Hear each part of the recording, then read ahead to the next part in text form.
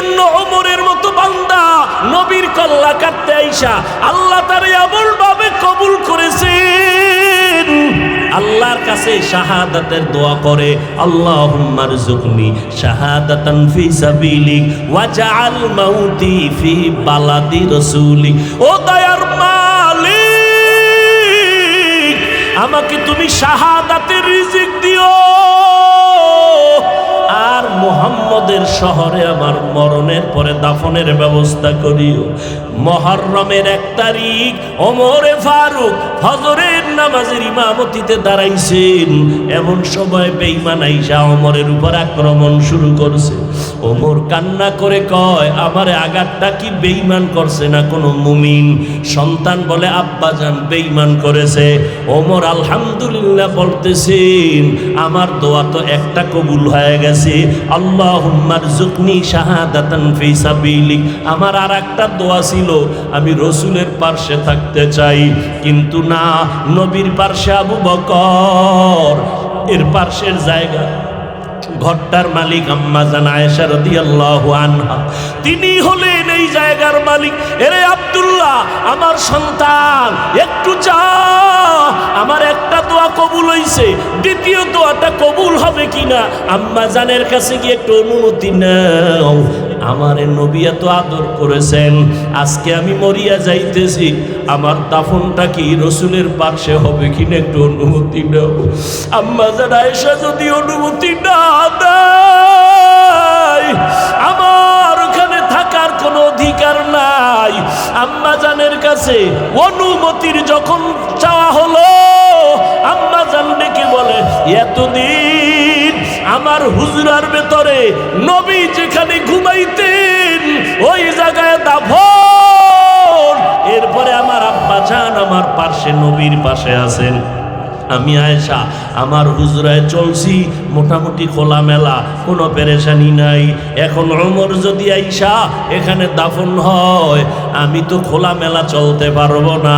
এবার তারপরও আম্মা জান আয়েশা ডেকে বলে, আব্দুল্লাহ, আমার নবী ওমরের এত মোহব্বত করতেন, যেই ওমরের কথায় আল্লাহ নিজে খুশি হইয়া কোরআন শরীফের মধ্যে আয়াত নাজিল করেছেন, ও আব্দুল্লাহ যাও, আমি আয়েশা আমার হুজরাটা ছেড়ে দিলাম, আমি ভিন্ন জায়গায় একটু জীবন যাপন করব। ওমরের আশাটা আমি ভঙ্গ করতে পারি না, দাফনের ব্যবস্থা করে দাও।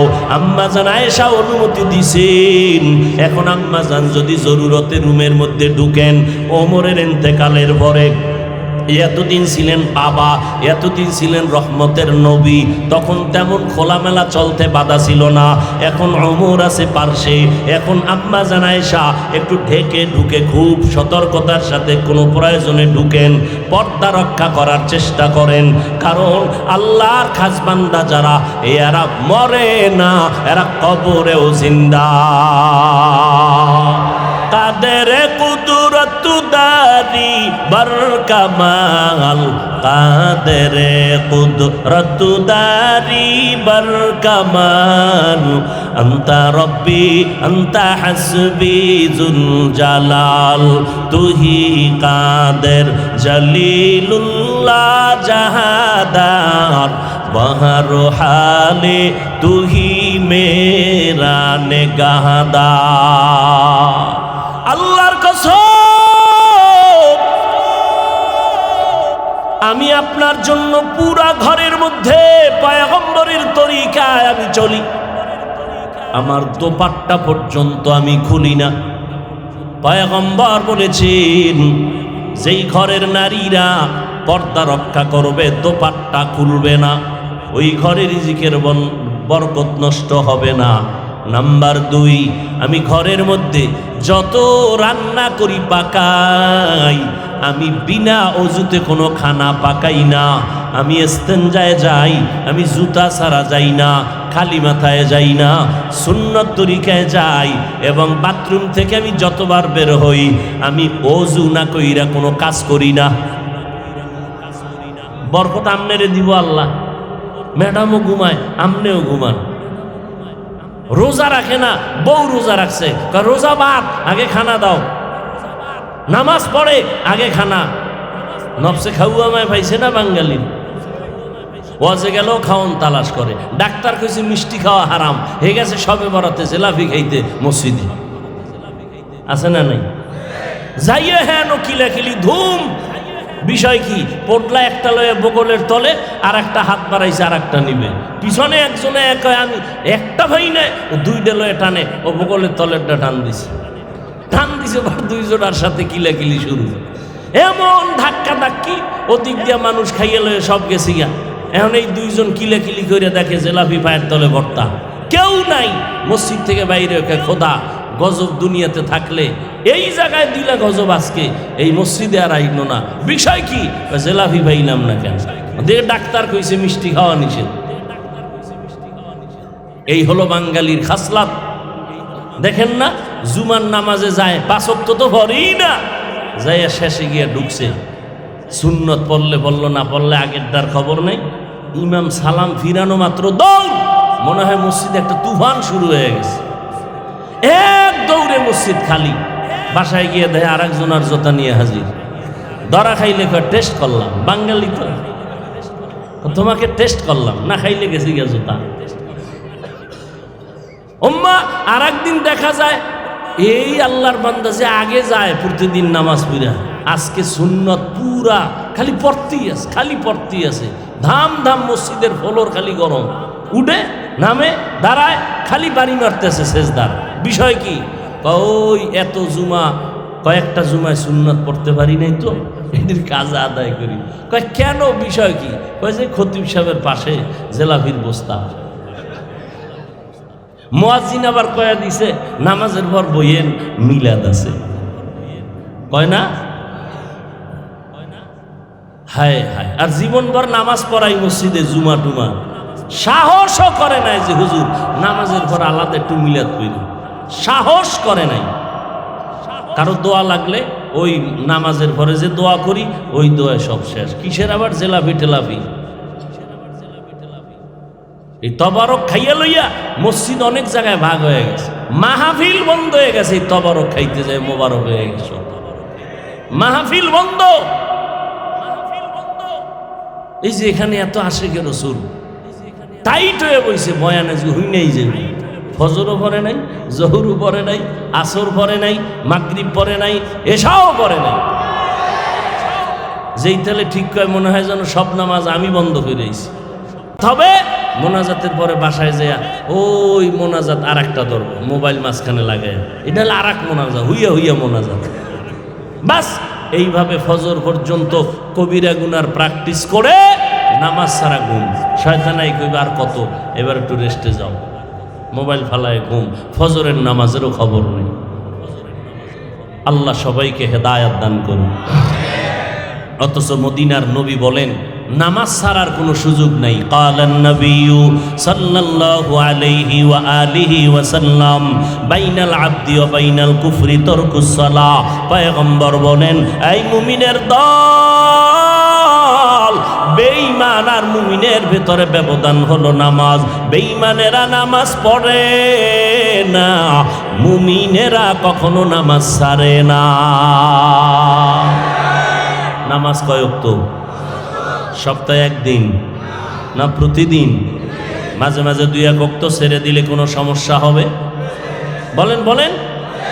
হবে বলার পরেও যদি না পড়েন, ফিডাটার ওজন কত হবে? বললি নামাজ ছাড়া যাবে না, এরপরও পড়লি না কেন?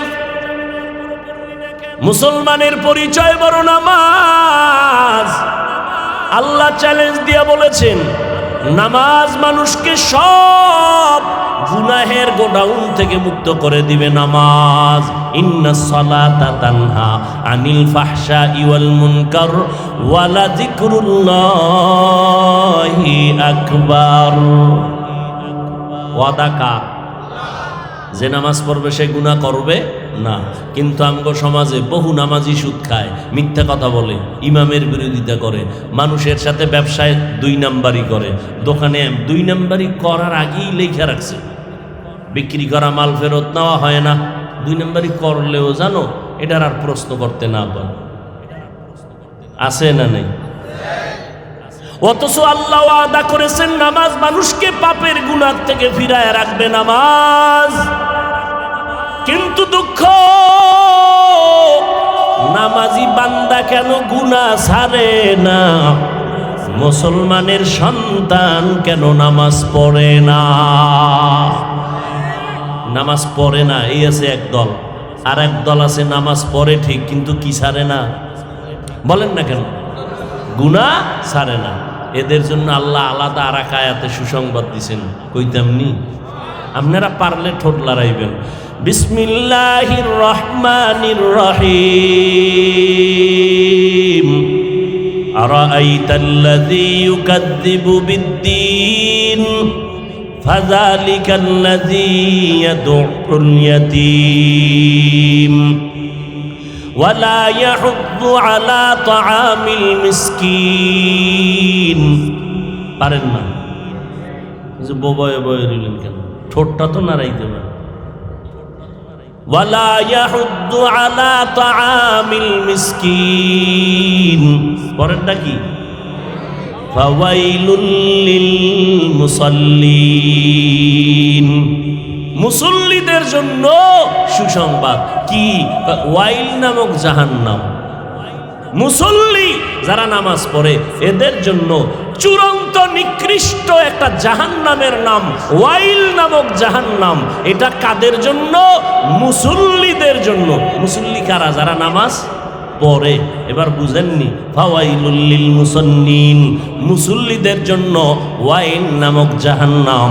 ওয়াইলুল লিকুল্লি হুমাজাতিল লুমাজা, যারা মানুষের নামে বদনাম কয়, বদনাম নাই, দোষ নাই, বানাইয়া বানাইয়া অপবাদ দেয়, এদের জন্য ওয়াইল নামক জাহান্নাম। ওয়াইলুল লিল মুতাফফিফিন, যারা ব্যবসায় মাপে ভেজাল করে তাদের জন্য ওয়াইল নামক জাহান্নাম। ওয়াইলু ইয়াউমা ইযিল লিল মুকাজ্জিবিন, মিথ্যা কথা যারা কয় এদের জন্য ওয়াইল নামক জাহান্নাম। নামাজীদের জন্য ওয়াইল নামক জাহান্নাম। যেই নামাজি নামাজ পড়ে বান্দার হক নষ্ট করে এমন মুসল্লিরা জাহান্নামে। কোন জাহান্নাম? ওয়াইল নামক জাহান্নাম। আর যারা সঠিকভাবে নামাজ পড়বে, আল্লাহ কয় নবী জানায়া দেন, এশার নামাজ পড়ে যদি ঘুমাও, ঘুম থেকে উঠে যদি ফজরের নামাজ আদায় করে নেও, ঘুমাইয়া যেই সময় কাটাইছো ওই সময়টাও নেকের পাল্লায় ওজন দেওয়া হবে। মকুন সুস্তি নামাজে পাঞ্জগানা ফাওয়াইলুল লিল মুসাল্লিনাল্লাযীনা মুমিনারা ইনামাজ ইমদাদ দা ইস্তাঈনু আয়াতে কুরআবখা আয়াতে কদ আফলাহারা ইয়াদকুন গৌর কুন্দর মানিয়াজ দিল সাদেকুন। খারাপ লাগেনি? আর একটু সামনে আগাবো।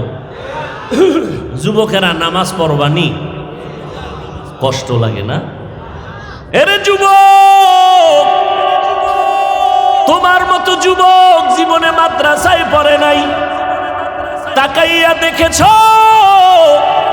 স্কুলে পড়ে, কলেজে পড়ে, 5 বেলার নামাজ পড়ে, সত্য কথার সাক্ষী দাও, আছে না নাই? তুমি কেন পারো না রে বাবা? তোমার জন্য একটা ঔষধ আছে, দিতামনি? গ্রহণ করবা? তোমার ক্লাসের যুবক স্কুলে পড়ে, কলেজে পড়ে, সময় মতো যেখানে টাইম পায় নামাজটা পড়ে নেয়। কলেজের নামাজে জায়গা আছে না নাই? এই কলেজে স্কুলে নামাজের আলাদা জায়গা নেই? তোমার গল্পের মাঝে তুমি মোবাইল নিয়ে ব্যস্ত, ফাঁকে গিয়া কিন্তু বন্ধু নামাজটা পইরা হাজির। তুমি টেরই পাও না কখন গেল নামাজ পড়তে। এবার তোমারে কেমন ঔষধ দিব রে বাবা? বেয়াদবি মাফ করবা, বুঝাবার জন্য বলি। তোমার ওই বন্ধুটার পাও ধোয়া পানি নিয়ে নাও, প্রতিদিন খালি পেটে 3 বার পান করবা, আর মনেরে বুঝাইবা আমার ক্লাসের ছেলেটা যদি নামাজ পড়ে আমি কেন পারি না? আমি কি মুসলমানের বাচ্চা না? আমি কি মুহাম্মদের উম্মত না? আমি তো বেঈমানের বাচ্চা না? আমি তো আল্লাহ মানি, নবী মানি, কোরআন মানি, হাদিস মানি। ও যুবক, আমিও মুসলমান, তুমিও মুসলমান। তোমার আল্লাহ আমার আল্লাহ দুইজন নাকি এক? তোমার নবী আমার নবী, তোমার কোরআন আমার কোরআন এক, তোমার আমার কাবা এক, তোমার আমার কালেমা না? এটা নিয়ে একটু ভেজাল আছে না? সবার কালেমা এক? একটু পইরে শুনান লাগে, নাইলে আবার কোন দিক দিয়ে ফেস লাগায় দেয়। লা ইলাহা ইল্লাল্লাহ মুহাম্মাদুর রাসূলুল্লাহ, এই কালেমা মানেননি? যুবক, আল্লাহ এক, নবী এক, কোরআন এক, কাবা এক, ধর্ম এক, কালেমাও এক, জমিনে আর সীতাও এক। বিদায় বেলা কাফন হবে তিনটা সংখ্যা সবার এক। আমি বক্তা হিসাবে সম্মানের কারণে একটা কাফন কেউ বাড়াইয়াও দিবে না। গরিব রিক্সার ড্রাইভার মরলে গরিব হওয়ার কারণে একটা কাফন কেউ কমাইয়াও দিবে না। সবার বেলায় কাফনের সংখ্যাও এক, কালার হবে আলাদা। তাবলিগওয়ালাদের কাফনের কালার একরকম, চরমনাইওয়ালাদের আর এক রকম, কওমিওয়ালাদের এক রকম, স্কুলের যারা আছে তারা মরলে কাফন হবে আর এক রকম। কালারও কেমনে বুঝাইলে বুঝবি রে যুবক? সর্বশেষ বুঝানোর একটা পথ আছে, পাও ধরতে পারি। যদি বলো নাইছে নাইমা পাও ধর, আল্লাহরে সাক্ষী রাইখা কসম করে বলি, বল আমি নিচে নেমে আসি। পায়ে ধরে বলবো নামাজ পড়। তুমি আমি এক, আল্লাহ এক, নবী এক, তোমার আমার কোরআন এক, হাদিস এক, কাবা এক, ধর্ম এক, কালেমা এক, জমিনে আসছি এক, বিদায় বেলা এক, কাফনের কালার এক, কবরের সাইজও এক, কবরের প্রশ্ন তিনটা তাও হবে এক। বিশ্বাবের কাছে যেই প্রশ্ন, মুরিদের কাছে একই প্রশ্ন, শিক্ষকের কাছে যেই প্রশ্ন, ছাত্রের কাছে একই প্রশ্ন। রবের পরিচয় দাও, ধর্মের পরিচয় দাও, রহমাতুল লিল আলামিনের পরিচয় দাও। এত কিছুর পরেও কেন আজকে লজ্জা হয়? আমি টুপি মাথায় না দিলে লজ্জা লাগে, আর তুমি টুপি মাথায় দিতে লজ্জা লাগে। আমি দাড়ি কাটতে লজ্জা পাই, তুমি দাড়ি রাখতে লজ্জা পাও। আমি লম্বা জামা পরতে না পরলে লজ্জা পাই, তুমি পড়তে লজ্জা পাও। আমি মসজিদে না ঢুকলে কষ্ট পাই, তুমি মসজিদে ঢুকতে কষ্ট পাও। এইবার চিন্তা করো তুমি কেমন মুসলমান? তুমি মুসলমান, তুমি আশিকে রাসূল, তুমি মুসলমান। আমার বয়ানের কিন্তু বিষয়ের পয়েন্ট হলো বান্দার কাজ কি? ভুলে গেছেন? টোটাল বয়ানের থিম এতটুকু। কি কাজ? চেষ্টা করা। কাকে পাওয়ার জন্য? আল্লাহকে। আল্লাহকে পাওয়ার চেষ্টা করো। আল্লাহ কয় যদি চেষ্টা করো 1 বিঘা, আমার রহমত তোরে আগায় নিবে 1 হাত। বান্দা যদি চেষ্টা করো 1 হাত, আমার রহমত আগাবে কত? 2 হাত। বান্দা যদি হেঁটে হেঁটে আগাও, আমার রহমত তোমার দিকে দৌড়াবে। ও বান্দা চেষ্টা যদি করো, আমি একটা রাস্তা খুলবো না, আমাকে পাওয়ার মতো আমি অনেক রাস্তা তোমার সামনে খুলে দিব। যে দিক দিয়ে দৌড় দিবি, সেখানে গিয়ে দেখবি মাওলার সাথে মোলাকাত হয়ে যাবে। ও বান্দা যত রাস্তা দিয়া ঢুকো, সব রাস্তাই সিরাতাল মুস্তাকিমের পথ। আমরা প্রতিদিন আল্লাহর কাছে প্রত্যেক রাকাতের নামাজে পড়ি, ইহদিনাস সিরাতাল মুস্তাকিম, পড়ি না? আল্লাহ আমাদের জান্নাতে যাওয়ার সঠিক পথ দেখান। নবীজি একদিন এই রকম একটা খোলা মাঠে সোজা একটা রেখা টানলেন, আর ডানে বামে আঁকা বাঁকা কয়েকটা রেখা টানলেন। নবী বললেন, এই যে সোজা রেখা, এটাই হলো সিরাতাল মুস্তাকিম। কয়টা? বাঁকা না সোজা? কোথায় যাওয়ার পথ? জান্নাতে যাওয়ার পথটার নাম কি? সিরাতাল। নবীজি বললেন জান্নাতে যাওয়ার সোজা পথ, সঠিক একটাই পথ, নাম কি? সবাই বলেন, সিরাতাল মুস্তাকিম। আল্লাহ কয় আমি রাস্তা খুলবো অনেক। সাবিল এক বচন, বহু বচন সুবুল। আমি অনেক রাস্তা খুলে দিব। নবী কয় জান্নাতে পৌঁছার একটাই পথ, সোজা পথ, সিরাতুল মুস্তাকিম। আল্লাহ বলেন অনেক রাস্তা খুলে দিব। আল্লাহর কথায় নবীর কথায় কেমন যেন একটু ভিন্ন ভিন্ন মনে হয়। মুফাসসিরিনে কেরাম বলেন, এই দুনিয়ার উম্মতের দল ভালো করে বুঝে নাও, ঢাকা থেকে খুলনা যাওয়ার বিশ্ব রোড কয়টা? ঢাকা থেকে চট্টগ্রাম যাওয়ার বিশ্ব রোড কয়টা? ঢাকা থেকে যমুনায় যাওয়ার বিশ্ব রোড কয়টা? ঢাকা থেকে সিলেট যাওয়ার বিশ্ব রোড কয়টা? বিশ্ব রোড একটা, সোজা একটা বড় রোড। কিন্তু এই বিশ্ব রোডের সাথে আরো ডানে বামে শাখা রোড আসেনি? আছে। সিরাতুল মুস্তাকিম জান্নাতে যাওয়ার বিশ্ব রোডের নাম। আর যত রাস্তা ডানে বামে আছে সব হলো শাখা রোড। ইমাম আবু হানিফার মাযহাব মাইন একটা দৌড় দাও, দৌড়াইয়া দেখবা সামনে সিরাতুল মুস্তাকিমের সাথে লাইন লাগানো।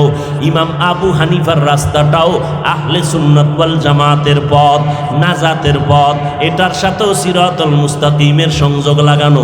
ইমাম শাফি রহমাতুল্লাহ আলাইহির মাযহাব মেনে যদি চলো, সামনে গিয়ে দেখবা সিরাতুল মুস্তাকিম বিশ্ব রোডের সাথে লাইন লাগানো। ইমাম মালিক রহমাতুল্লাহ আলাইহির মাযহাব আলাদা, আলাদা রাস্তা। ওই রাস্তায় যদি চলো, সামনে গিয়ে দেখবা বিশ্ব রোড সিরাতুল মুস্তাকিমের সাথে লাইন লাগানো। ইমাম আহমদ বিন হাম্বলের মাযহাব আলাদা, আর পথ মাইনাম তার মতামত নিয়া যদি চলতে থাকো, সামনে গিয়ে দেখবা সিরাতুল মুস্তাকিমের সাথে লাইন লাগানো। বুঝেননি কিছু? কি বুঝেন? কোনো মাযহাব লাগে না। যারা বলে তারা বাতিল, যারা বলে তারা কি? এমনি আপনি দাড়ি রাখেন না, আপনাকে কাফের বলা যাবে না। না, আপনি যদি বলেন দাড়ির দরকারই নাই, তত ভেজাল। আপনি নামাজ পড়েন না, এটা ভিন্ন। যদি বলেন নামাজ দরকার নাই, তখন তো ফতুয়া ভিন্ন হবে। আপনি মাযহাব মানেন না, সেটা ভিন্ন। কিন্তু আপনার এই অধিকার নাই যে মাযহাব মানার কোনো দরকার নেই, না আপনার বলার অধিকার নেই। কে দিয়েছে আপনাকে অধিকার? তাবলীগওয়ালারা মুসলমানের ডাকে আসো, পীর সাহেবরাও ডাকে আসো, আমরা বক্তারাও ডাকি আসো, মাদ্রাসাওয়ালারাও ডাকে সন্তান নিয়ে আসো। সবাই কিন্তু ভিন্ন ভিন্ন সিস্টেমে ডাকে। তাবলীগওয়ালারা ডাইকা ঔষধ দেয়, 6টা উসুলের উপরে তোমার জীবনটারে গড়াও। পীর সাহেবরা ডাইকা বলে সকালে জিকির কর, সন্ধ্যাবেলা জিকির করো। আমরা বয়ানের মাধ্যমে এক সিস্টেমে আপনাদের দাওয়াত দেই, মাদ্রাসাওয়ালার এক সিস্টেমে দেয়। যতই সিস্টেম আলাদা হোক, সবগুলোর সংযোগ হলো সিরাতুল মুস্তাকিম। আমরা তাবলীগওয়ালারা কি কয়? বিড়ি টানো। তাবলীগওয়ালারাও কয় মদিনার নবীর আদর্শের মালা গলায় লাগাও, আল্লাহর গোলাম হও। পীর সাহেব যারা আহলে হক, ভণ্ড না, যারা আহলে হক, এরাও বলে উম্মত নবীর সুন্নতের মালা গলায় লাগাও, আল্লাহর গোলামিতে নিমগ্ন হয়ে যাও। সব ওলামায়ে কেরাম ডাকে, সিস্টেম ভিন্ন যদিও হয়, উদ্দেশ্য কারো ভিন্ন না। পেটে ব্যথার রুগী MBBS ডাক্তারের কাছে গেল, ঔষধ দিল, ইনজেকশন দিল, ট্যাবলেট দিল, ক্যাপসুল দিল, দিলনি। এই একই রুগী হোমিওপ্যাথিক ডাক্তারের কাছে গেল, সে কিন্তু ইনজেকশন দেয় নাই, সে আবার ঔষধ দিছে আলাদা। এক বোতল পানি, যত ঝাঁকি তত নেকি, ঠিক নেই? হোমিওপ্যাথিক ডাক্তারের ঔষধ একরকম, এলোপ্যাথিক ডাক্তারের একরকম। কবিরাজের কাছে বলে সব বাদ, এটি সব ফালায় দে, তেল ভরা ল, পানি ভরা লাগা, গলায় তাবিজ, হাতে তাবিজ, তাবিজ দিয়া বডিটারে পুরা মেরে ফেল। এইভাবে এক একজনে এক এক সিস্টেমে ঔষধ দেয়। আয়ুর্বেদিক ওলারা ভিন্ন সিস্টেমে ঔষধ দেয়, ভিন্ন ভিন্নভাবে। এলোপ্যাথিক ডাক্তার, হোমিওপ্যাথিক ডাক্তার, কবিরাজ ভিন্ন ভিন্নভাবে ঔষধ দিল, কিন্তু কাউকে খারাপ বলা যাবে না, কারণ সবার উদ্দেশ্য কিন্তু একটা, পেট ব্যথার রোগী যেন সুস্থ হয়ে যায়। বুঝে না বাঙালি? তাবলীগওয়ালারা ঔষধ দেয় আলাদা, পীর সাহেবরা একরকম, মাদ্রাসাওয়ালারা ভিন্ন রকম। কাউকে খারাপ বলা যাবে না, কারণ সবার উদ্দেশ্য হলো জাহান্নাম থেকে মানুষ যেন মুক্তি পাইয়া সিরাতুল মুস্তাকিমে চলতে পারে। हकीकत से तू दुनिया बेखबर है, दुनिया की नुमाइश पर नजर है। नमी गुयम के आज दुनिया जुदा बाश, बहरुकारे के बाशी बा खुदाबाश। যারা চেষ্টা করবে আল্লাহকে পাওয়ার জন্য রাস্তা খুলবেন অনেক। গণনা পীর সাহেবের মুরিদ ছেলে কেন সুদের টাকায় ব্যবসা করে, আছে না নাই? কথা কন না কেন? তলে তলে তলে তলে যৌতুক, মাইয়া বিয়ে করবে, বিদেশের ভিসা লাগবে আগে, তো বিদেশের ভিসা নিয়ে বিয়ে করে বউ পাহারা দিবে কে? ছোট ভাই। এই যৌতুকের গজব আছে না নাই? সরকারি আইনেও যৌতুক হারাম, ইসলামী আইনেও যৌতুক হারাম, এরপরও এটা আছে না নাই? যারা এই অপরাধ করে তারা জালেম, তারা কি? আল্লাহ হেদায়াত দান করুন। হ্যাঁ, চেষ্টা সবাই করে যার যার ওয়েতে, কিন্তু হাকিকতে চেষ্টা কাটটা হচ্ছে। এটা একটু আমি কাজ দিয়া মোনাজাতের দিকে যাব। আসলে চেষ্টা কিভাবে করলে সফলতা অর্জন হবে? চেষ্টা তো সবাই করি, যার যার ওয়েতে চেষ্টা করে। ব্যবসায়ী ব্যবসার লাইনে চেষ্টা করে, চাকরিজীবী চাকরির লাইনে চেষ্টা করে। সেজদা তো সবাই দেয়, ভিতরে তো একটা কলব আছে, কলব আছে না নাই? قال النبي صلى الله عليه وآله وسلم ألا إن في الجسد لمضغة إذا صلحت صلح الجسد كله وإذا فسدت فسد الجسد كله ألا وهي القلب। পয়গম্বর বলেন, মানুষের ভেতরে একটা গোশতের টুকরা আছে যার নাম কলব। এটা যদি ভালো হয় পুরো বডি ভালো, এই গোশতের টুকরা খারাপ হলে পুরো মানুষটাই খারাপ। ওই টুকরাটার নাম হলো কলব।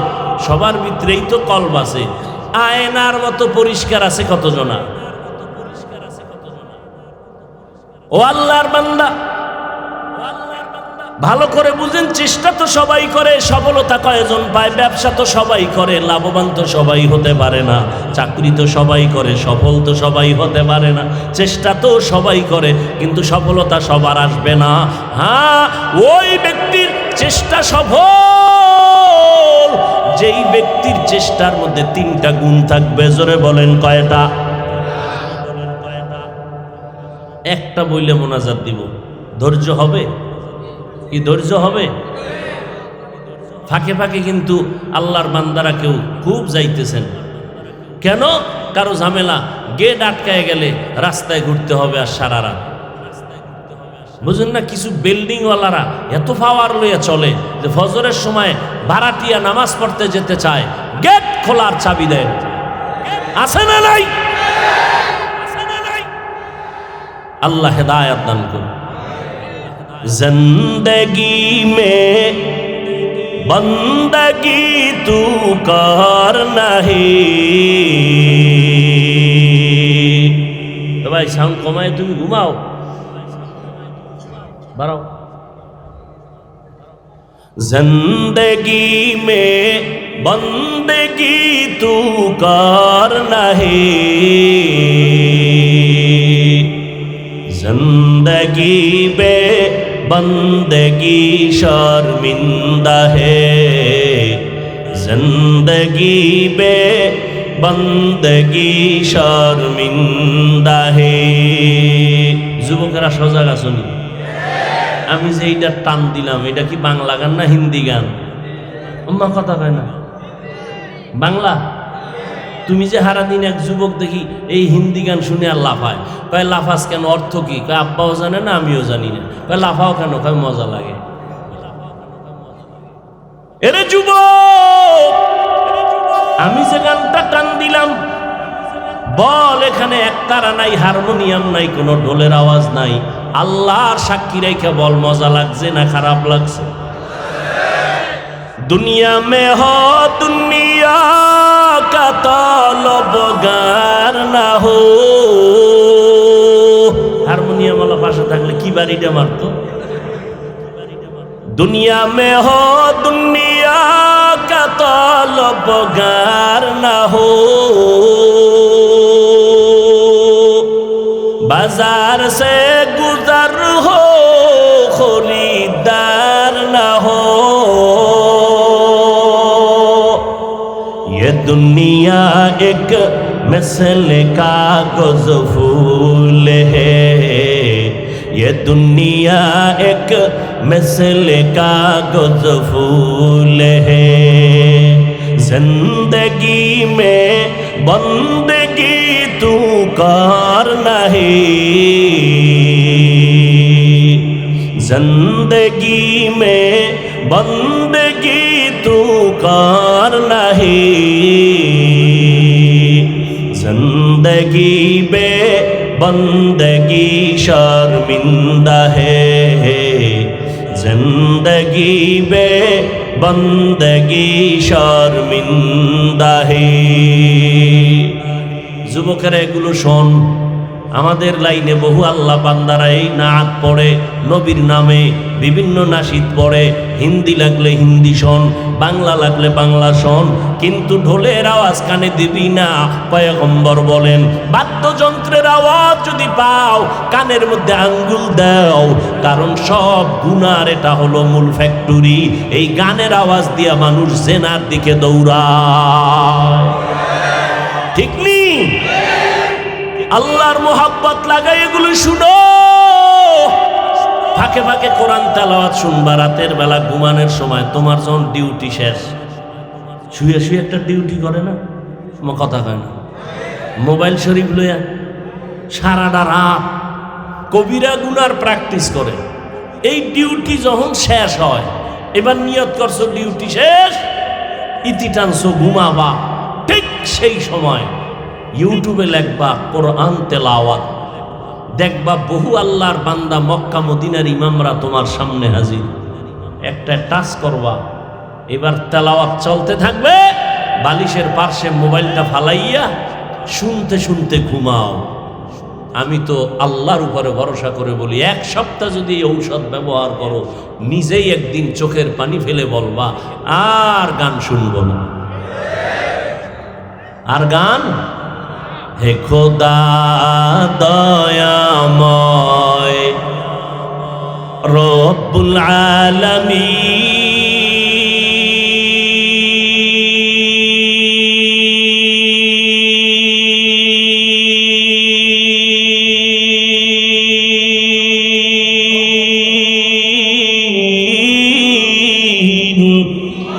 জীবনে মরণে ভয় কি হবে সেই দিন, হে খোদা ধরাতে আসিয়াজি বড়ই অসহায়। ইহকালের মায়া জালে অন্ধ যে সবাই,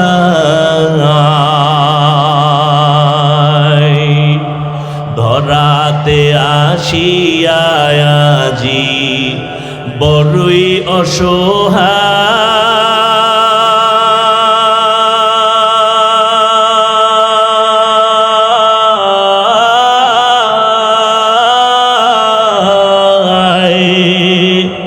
ইহকালের মায়া জালে অন্ধ যে সবাই।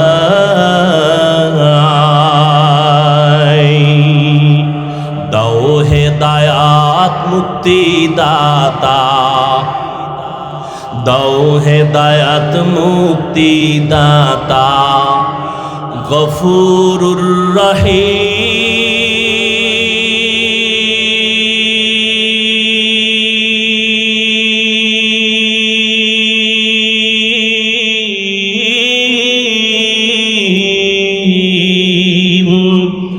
জীবনে মরণে ভয় কি হবে সেই দিন, হে খোদা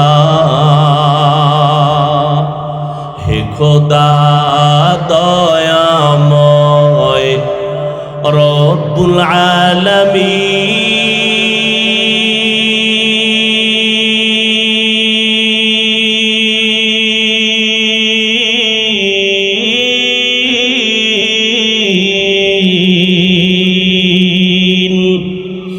জীবনে মরণে ভয় কি হবে সেই দিন, হে খোদা। খারাপ লাগে না? যুবক তোমার পায়ে ধরে বলে গেলাম ওয়াদা কর, গানের আওয়াজ কানে দিবি না রে যুবক। আল্লাহর মোহাব্বতের মালাটা গলায় লাগাও, চেষ্টা করতে করতে আগাও। ওলামায়ে কেরাম বলেন ওই বান্দা চেষ্টা করলে মালিকের দরবারে চলে যাবে যদি 3টা গুণ নিয়ে বান্দা চেষ্টা করে। আল্লাহর বান্দাকে আমার আল্লাহ সফলতা দিতে সময় লাগবে না। 3 গুণের 1 নাম্বার গুণের নাম হলো আদব। কি? আল্লাহর কসম, বেয়াদবেরা আজীবন যদি চেষ্টা করে সফলতার দরজায় পৌঁছতে পারবে না।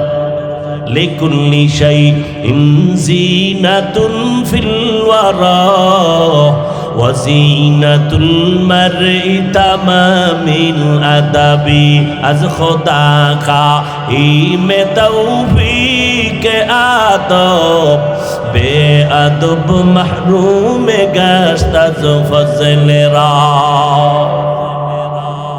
3টা গুণের 1 নাম্বার গুণের নাম হলো আদব।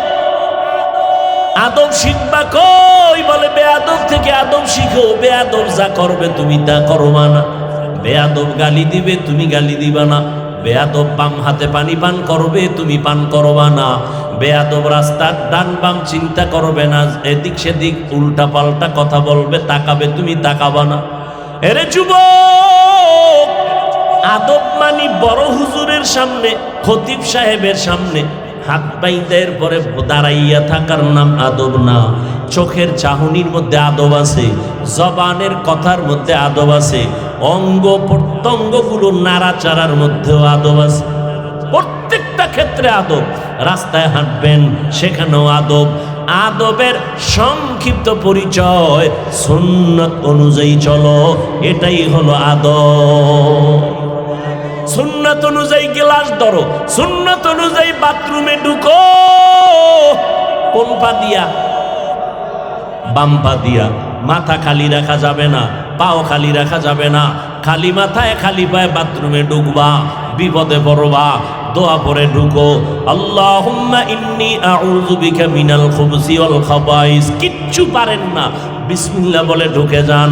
বাম পা দিয়ে ঢুকবেন, খালি মাথায় বাথরুমে যাবেন না, খালি পায়ে যাবেন না। এই মিয়া, আগের দিন আমগো ছোটবেলার কথা মনে আছে তো? গ্রাম এলাকায় থাকতাম, এই সময় বাঁশ দিয়া বাথরুম, বাড়ির থেকে 5 মিনিট পিছনে, ঠিক না? বাঁশ দিয়া সাইটাই দিয়া রাখতো। একটা মানুষ পইরা কেউ হাবুডুবু খায় না। আর এখন বাথরুম ভিআইপি, বেডরুম যত ভালো, এর থেকে আরো ভালো বাথরুম। ড্রয়িং রুম, ডাইনিং থেকে বাথরুম আরো সুন্দর। চেয়ার দিয়ে বসায় দিছে, চেয়ারে বয়ে বয়ে কাম সারবো। একজনে টেলিভিশন লাগাইছে, দুনিয়ার খবর লইব। একজনে আবার এসিও লাগাই দিছে।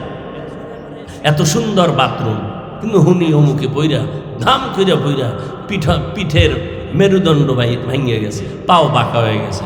এই অ্যাক্সিডেন্ট বাথরুম, সে বাসের সময় একটাও বললো না, আর এখন দামি দামি বাথরুমে পইরা যায় কারণ নাই। এরকম হয় কি হয় না?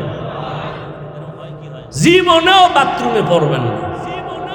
বাথরুমে, আরে আমনেগো কথা কি কম, আমগো সিরিয়ালে কত বাসায় গেলে জুতা নেই, বাথরুমে জুতা পাওয়া যায় না, টিস্যু নাই। ডিলা কুলুক তো জমিনেই নেই, জমিনে ডিলা কুলুক নাই, টিস্যু এও নাই। খালি মাথায় ধাম করে দৌড়, আবার বের হয়ে গেছে। জুতা পায়ে দেওয়ার সময় না, খালি মাথায় ঢুকবেন না, জুতা ছাড়া ঢুকবেন না। বিসমিল্লাহ বলে ঢুকেন, কখনো আপনার বিপদে পড়বেন। বাথরুমটা আসলে তো বিপদের একটা গোডাউন, জিন্নাত ওখানে থাকে, বিপদ হতে পারে। এই জন্য খালি মাথায় খালি পায়ে বাথরুমে যাওয়া নিষেধ, রসুলের সুন্নাত। এটাই আদব। যার মধ্যে আদব নাই ওর মধ্যে মানুষত্ব নেই। আবার বের হবেন কোন পা দিয়া? ডান পা দিয়া। এটা হুশ আসেনি কারো? পাও কই থাকে খবর আছে? এর পায়ের দিয়ে তাকানোর সময় নেই। মসজিদে ঢুকে বের হয় এখানেই খবর নেই, অথচ মসজিদে ঢুকবেন কি পাও? ডান পা দিয়া ঢুকবেন। 1 নাম্বার বিসমিল্লাহ বলতে হবে, 2 নাম্বার দরুদ পড়া লাগবে, 3 নাম্বার দোয়া। কই দরুদ, কই বিসমিল্লাহ, কই দোয়া? খবর নাই। ওই জেলাফি না থাকলে দরুদ নেই। মসজিদে ঢুকতেছো, দরুদ না পড়লে কোনো দোয়া কবুল হবে না। বিসমিল্লাহি ওয়াসসালাতু ওয়াসসালামু আলা রাসূলিল্লাহ আল্লাহুম্মা ইফতাহলি আবওয়াব রাহমাতিক। আবার বের হবেন বাম পা দিয়া। খুব খেয়াল করেন, এই সুন্নাতটা মানলে কম, নাইলে হুদা কয়ে লাভ নেই। মানবেন? বাম পা দিয়া বের হবেন। জুতা 2টা কই? নিচে জুতা আছে না? বাম পাটা দিয়া বাম জুতার উপরে বাম পাওটা রাখবেন, ভিতরে না কিন্তু, জুতার উপরে। এরপরে ডান পাও দিয়া ডান জুতায় পাওটা আগে ঢুকাবেন, তারপরে বাম জুতায় বাম পাও ঢুকাবেন। দোনো পাও লেবেল হয়ে গেল। এইবার আপনি কদম দিবেন বিসমিল্লাহ বলে, প্রথম ডান পা দিয়া, বাম পা দিয়ে কদম দিবেন না, ডান পা দিয়া দিবেন। এবারও দরুদ লাগবে, বিসমিল্লাহ লাগবে, এরপরে দোয়া কবুল হবে। নবী বলেন যেই দোয়ায় দরুদ নাই ওই দোয়া কবুল হবে না। বিসমিল্লাহি ওয়াসসালাতু ওয়াসসালামু আলা রাসূলিল্লাহ আল্লাহুম্মা ইন্নী আসআলুকা মিন। দোয়া পড়ার টাইম আসেনি, দোয়া সব মোবাইল। মসজিদে ঢুকছে, নামাজের 5 মিনিট বাকি, বয়ে বয়ে মোবাইল দেখে, খবর টবর দেখে, নামাজে দাঁড়ায়া এডিরই মোরা খাওয়া চল। আল্লাহ হেদায়াত দান করুন। এরে যুবক আল্লাহর গোলাম, ও বৃদ্ধ বাবাজি, ও পর্দার আড়ালের আম্মা জানেরা, চেষ্টায় সফল হওয়ার জন্য 1 নাম্বার গুণ হবে আদব। জবানের আদব হলো নরম নরম ব্যবহার, চোখের আদব হলো নিচের দিকে রাখা, সবসময় নিম্নগামী হয়ে থাকা। হাঁটার আদব হলো পায়ের ডান দিক থেকে হাঁটবেন, ডান কদম আগে দিবেন। এরে আল্লাহর বান্দা, প্রত্যেকটা কাজের মধ্যে আদব সুন্নত অনুযায়ী চলবেন। কথার আদব হলো নরম ব্যবহার, গরম ব্যবহার কথার আদব হতে পারে না। এরে নবীর উম্মতের দল, সব হবে আমার আল্লাহর জন্য। আদব রক্ষা করে আল্লাহর কাছে বলতে হবে। দোয়া করারও আদব আছে, মোনাজাতটা কেমনে ধরবেন সেখানে আদব আছে, আল্লাহর কাছে কেমনে বলবেন আদব আছে। আল্লাহর গুণগান গাইয়া এরপরে দোয়া শুরু করবেন, এর নাম আদবের নাম সুন্নত। এরে আল্লাহর বান্দা, সারা রাত বয়ান করলে আর শুনলে কি লাভ হবে যদি নামাজটা ঠিক মতো আদায় না করেন? ও আল্লাহর বান্দারা, চেষ্টা করতে হবে, আল্লাহর কাছে চাইতে হবে, এটাও চেষ্টা। ও আল্লাহ, আমি মোনাজাত ধরি, অনেকে কান্নে, আমার চোখে পানি আসে না কেন? তুমি কান্নাওয়ালা চক্ষু দান করে দাও। আল্লাহর কাছে দোয়াটা করাও একটা চেষ্টা। আল্লাহর কাছে বলতে হবে, আল্লাহ কান্নাওয়ালা চক্ষু দাও। আমার পাশের যুবক কান্না করে, আমার চোখে পানি আসবে না কেন? অবশ্যই আসবে। আমার উপরে আল্লাহ বেজার, গুনার কারণ। ওই গুনার থেকে নিজেকে বাঁচাও রে যুবক। মা বাবার দোয়া নিয়ে আগাও, ওলামায়ে কেরামের পরামর্শ নিয়ে তৈরি হও। জীবনে তো মনের খাহেশ মিটাইয়া কম অপরাধ করো নাই। মন চাইছে, পার্কে গেছো, কেউ বাধা দিছে, তুই শুনো নাই রে বাবা, এখন তওবা কর, আল্লাহকে মনে মনে ডাক দে। কিন্তু এটাও একটা বিষয়, আবু জাহাল 13টা বছর আমার নবীকে দেখলো, বয়ান শুনলো, কালেমা পড়ে নাই। আর ওমরের মতো বান্দা তোর আমার নবীর কাছে আইসা কালেমা পড়ে মুসলমান হয়ে গেল। জমিনে এখন আর আবু জাহাল নাই, ওমরও নাই, তবে তাদের অন্তরওয়ালা কিছু মানুষ জমিনে আছে। আবু জাহালের মতো শক্ত পাথরওয়ালা অন্তর। গুনাহ করতে করতে করতে করতে চোখ নষ্ট, জিহ্বা নষ্ট, কান নষ্ট। এখন ভালো কথা শুনতে চায় না, উল্টা রিক্রিয়েট করে, আঘাত করে। ভাই টুপি পরো না কেন?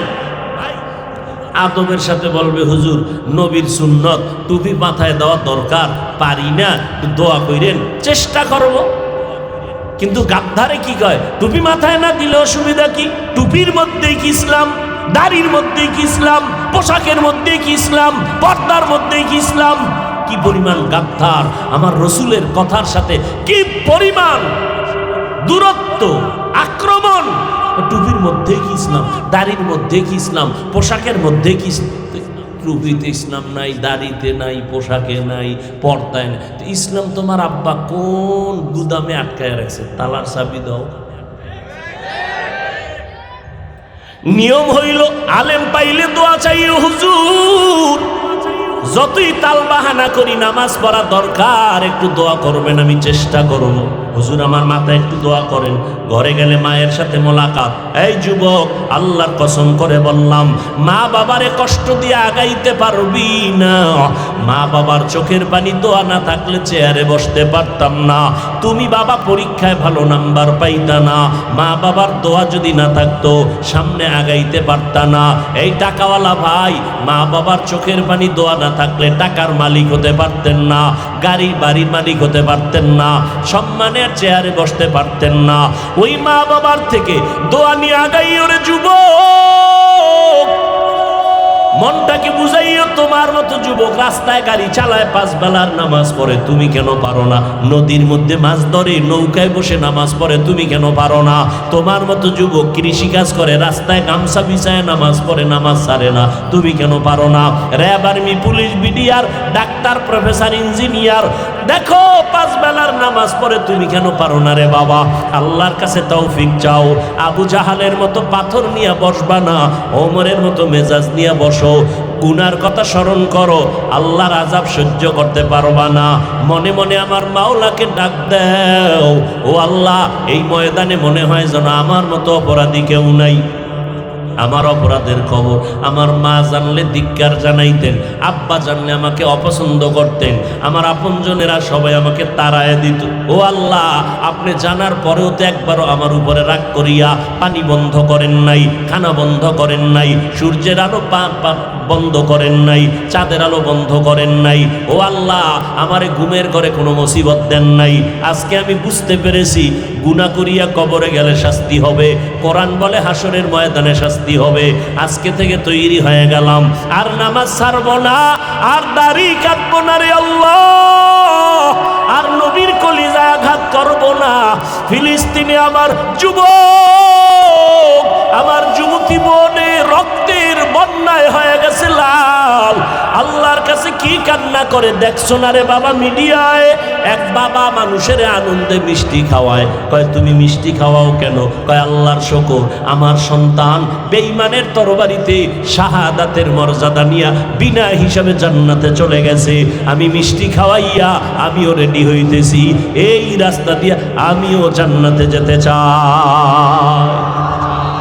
قال النبي صلى الله عليه وآله وسلم من سأل الله الشهادة بصدق بلغه الله منازل الشهداء وإن مات على فراشه।